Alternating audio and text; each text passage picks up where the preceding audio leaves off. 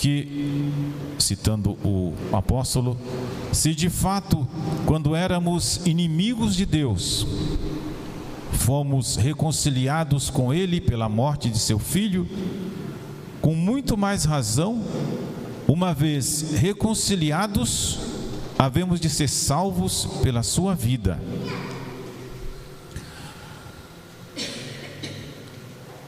O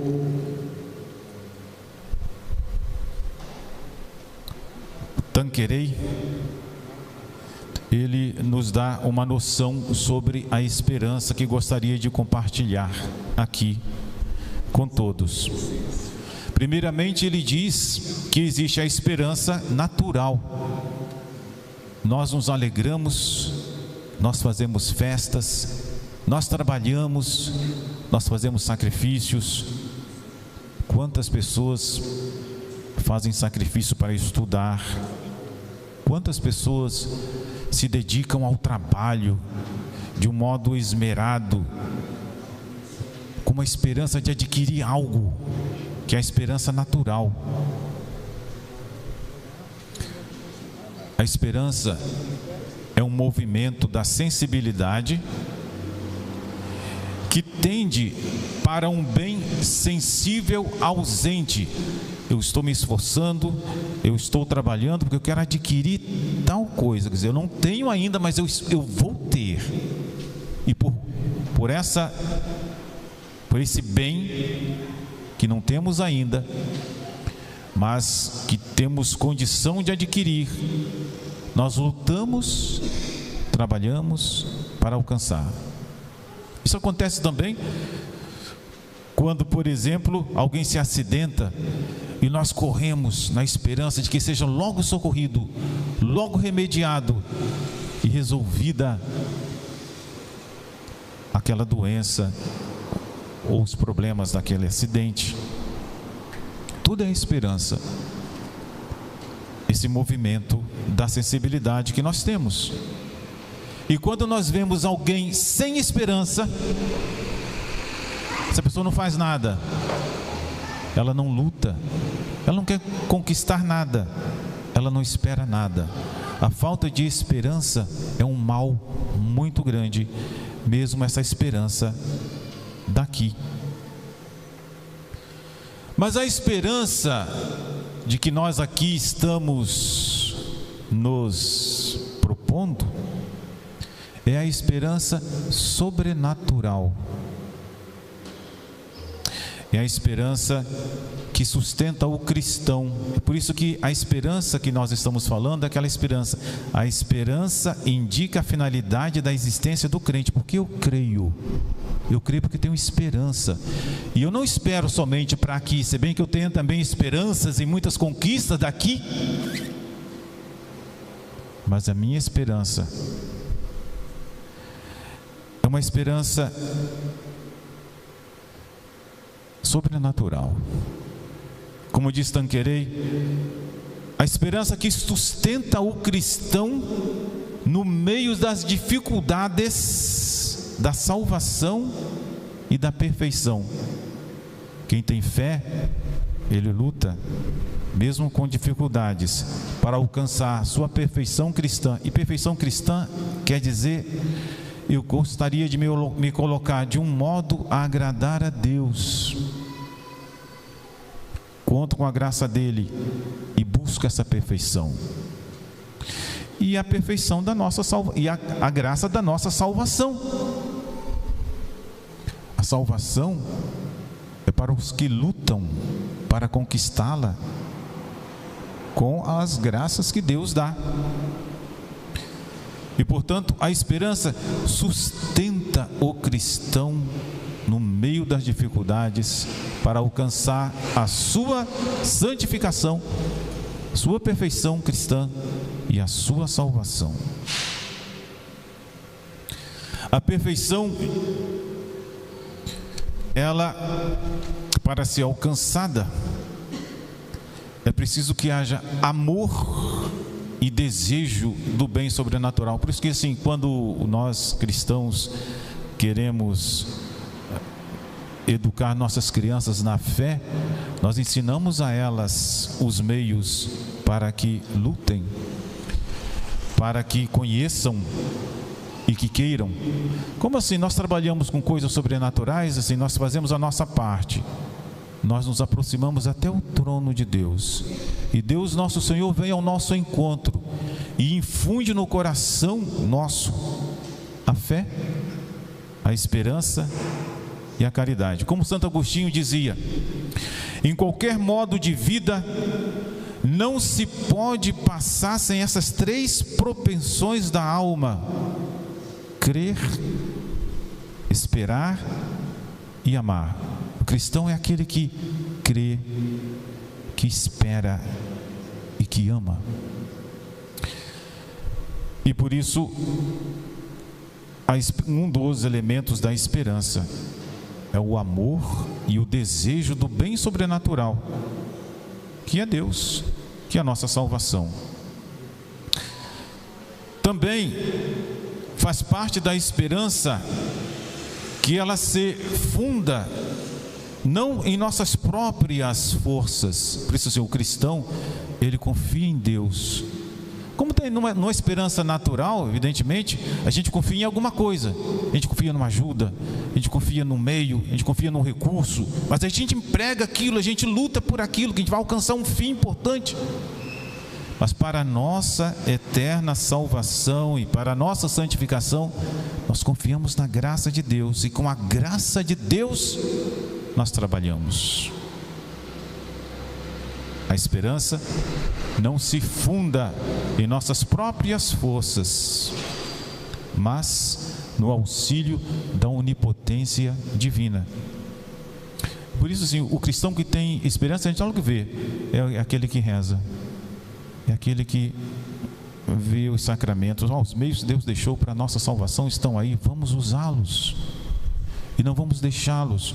Agora, se a gente não se confessa, se a gente não comunga, a gente não reza direito, é sinal que a nossa esperança, no mínimo, está muito pequenininha. E a nossa esperança, ela é necessária. Sem esperança a gente não faz nada, nem para alcançar os bens naturais. Sem a esperança nós não alcançaremos a nossa salvação eterna. A esperança, ela exige uma colaboração nossa.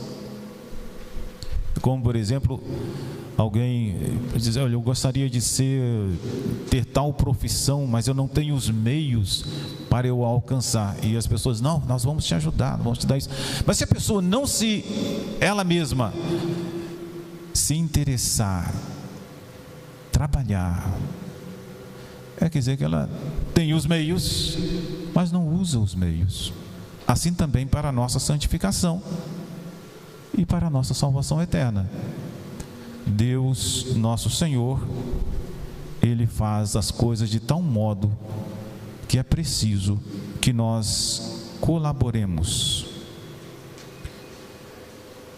Donde um terceiro meio, que é esse meio, um certo impulso, um sério esforço, diz o Tanqueray, para atender, para utilizar os meios da salvação postos ao nosso alcance. É preciso que nós usemos os meios para a nossa salvação, e ao usar esses meios, nós estamos praticando verdadeiramente a esperança.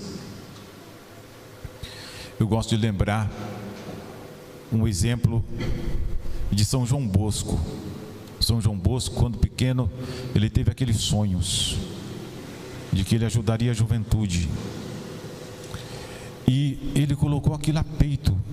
Ele era um homem de esperança, que a esperança, as lutas dele, não era somente para ele salvar a sua alma, mas para ele ajudar a juventude na eterna salvação. Era um homem convencido de que Deus lhe deu uma grande missão, e para toda missão a gente precisa de meios. E o primeiro meio que ele sabia que devia usar, que devia empregar, era a sua própria formação. Como era um menino de família que não tinha muitos recursos, às vezes ele tinha que trabalhar para adquirir meios para pagar os seus estudos. Ele chegou a trabalhar de sapateiro, ele chegou a trabalhar em confecções de ternos, de roupas. E como ele é uma pessoa muito capaz, quando ele aprendeu, por exemplo, a fazer sapatos, o Senhor disse assim: você podia ser sapateiro, você faz uma coisa tão bem, você trabalha tão bem, fica aqui comigo, nós vamos ganhar muito dinheiro. Ele falou: não, Senhor, estou aqui só uns dias, só quero empregar para eu estudar, mas não quero ser sapateiro. Quando foi ajudar os outros a fazer ternos para ganhar um pouco de dinheiro, o Senhor: você é demais, você faz muito bem as coisas, você podia ficar aqui comigo. Eu falei: não, estou aqui só para ganhar um pouco de dinheiro e pagar a minha mensalidade. Eu não estou aqui para fazer isso. A minha meta é outra. Porque quem tem esperança emprega os meios necessários para alcançar uma meta que ele não tem ainda, mas ele quer conquistar. Isso movimenta, isso nos impulsa para a frente. Meus amados irmãos, a esperança, ela nos une a Deus. A esperança, ela faz que a gente empregue os bens terrenos, sabendo que nós não nascemos aqui para usar, para viver dessa terra, mas que os bens terrenos, eles são meios para nos elevar para Deus, para usá-los bem. Por isso, assim, os homens que mais têm esperança são os santos, e por isso eles empregavam tão bem os bens que Deus ia colocando à sua disposição para alcançar a grande missão de agradar a Deus, de ajudar as pessoas, salvar as suas almas, de ajudar o próximo, porque eles viviam da esperança verdadeira, da esperança da eternidade, da esperança para a qual Deus nosso Senhor quer que nós trabalhemos e alcancemos a sua finalidade. Quero terminar minhas palavras com um lembrete do Papa Francisco na sua bula sobre o Ano Santo. Ele lembra que a esperança, ela tem uma virtude que lhe é próxima, que até um padre, aliás, um diácono ano passado pregou para nós, que é padre hoje, o padre Gabriel. Uma virtude que é parente próxima da esperança, chama-se paciência. A esperança é aquele movimento para que nós alcancemos algo que está ausente, e nós temos que empregar os meios, e muitas vezes há muitos obstáculos, dificuldades, e nós precisamos de paciência. Precisamos ser fortes e pacientes. E por isso o Papa diz: nós nos habituamos, para melhor dizer, a querer tudo agora, no mundo onde a pressa se tornou uma constante. Na era da internet, onde o espaço e o tempo são suplantados pelo aqui e agora, a paciência deixou de ser de casa. Quantas vezes a gente quer a coisa agora, e as coisas importantes, as coisas que são de uma grande consequência para a nossa vida, elas não são fáceis. Nós precisamos da esperança, e na esperança a paciência, até para a nossa santificação, até para sair de uma situação difícil. Como nós precisamos da paciência, a educação verdadeira dos filhos, precisamos de trabalho e paciência. Para manter a nossa fé, nós precisamos da paciência.